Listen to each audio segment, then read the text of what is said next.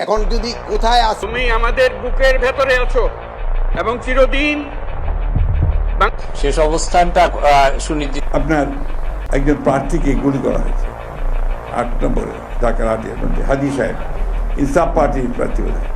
আমি তীব্র নিন্দা জানাচ্ছি। তোমার কাছে আমরা ওয়াদা করতে এসেছি, তুমি যা বলে গেছো সেটা যেন আমরা পূরণ করতে পারি।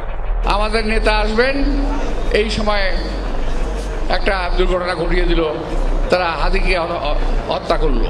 ওসমান হাদি হত্যার বিচার হবে দ্রুত বিচার ট্রাইব্যুনালে। দুপুরে ফেসবুক স্ট্যাটাসে তথ্য জানান আইন উপদেষ্টা আসিফ নজরুল। আরও জানান, পুলিশ রিপোর্ট আসার পর সর্বোচ্চ 90 দিনের মধ্যে বিচার সম্পন্ন করা হবে। আরে হারাম, যারা তুই ক্ষমতায় আসছিস 30 দিন, তুই 90 দিনের কি বিচার করবি বেটা?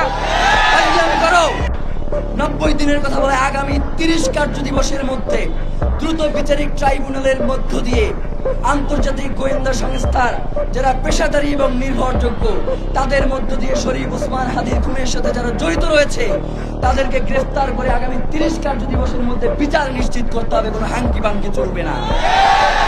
প্রিয় ভাইয়েরা, আমরা বলেছি, আমাদেরকে এখনো বিভিন্ন মাধ্যম থেকে জানানো হয় যে শহীদ ওসমান হাদিকে যারা হত্যা করেছে তারা এই দেশেই রয়েছে, এবং আমাদেরকে বলা হচ্ছে যে 25 তারিখে সকলে জনাব তারেক রহমান দেশে আসবেন, তার জন্য জনগণ উতলা হয়ে থাকবেন।